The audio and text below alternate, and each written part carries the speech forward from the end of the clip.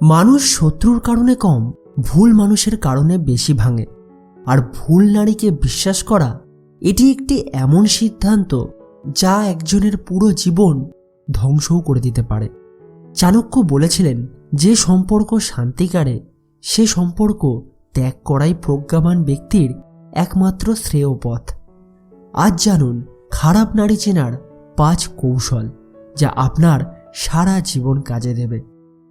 প্রথম কৌশল, যে নারী প্রকাশ্যে বা আড়ালে আপনাকে ছোট করে, ঠাট্টার নামে খোঁচা দেয়, আপনার দুর্বলতা নিয়ে হাসে, সে কখনোই আপনার প্রিয় মানুষ হতে পারে না।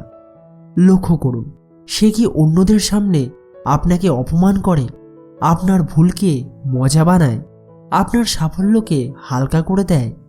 যদি তাই হয় তাহলে বুঝবেন সে আপনাকে সম্মান করে না। ভালোবাসার প্রথম শর্তই হলো সম্মান। যেখানে সম্মান নেই সেখানে ভালোবাসা নয়। দ্বিতীয় কৌশল, চিরন্তন অসন্তোষের ছোঁয়া।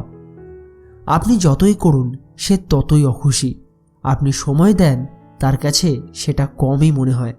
উপহার দেন, সেটা যথেষ্ট নয়। চেষ্টা করেন, তবুও অভিযোগ শেষ হয় না। লক্ষ্য করুন, সে কি কখনো সন্তুষ্ট হয়, নাকি সবসময় নতুন দাবি, নতুন অভিমান? এমন হলে এখনই এমন সম্পর্ক ছিন্ন করুন। তৃতীয় কৌশল, গোপনীয়তা বজায় রাখা।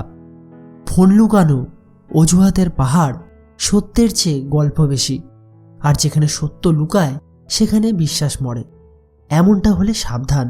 গোপনীয়তা আর ব্যক্তিগত সীমা এক জিনিস নয়।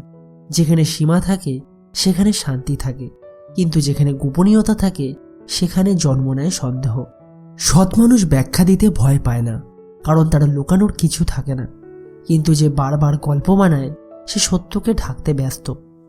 চতুর্থ কৌশল, স্বার্থের সময় ভালোবাসা। আপনার প্রয়োজন ফুরালেই তার মমতা শেষ। সুখে পাশে, দুঃখে দূরে। এ প্রেম নয়, এ লেনদেন। এমনটা হলে তার সাথে সরাসরি কথা বলুন, পারলে শাসন করে বোঝান। আর তাতে কাজ না হলে সেই সম্পর্ক থেকে এখনই বেরিয়ে আসুন।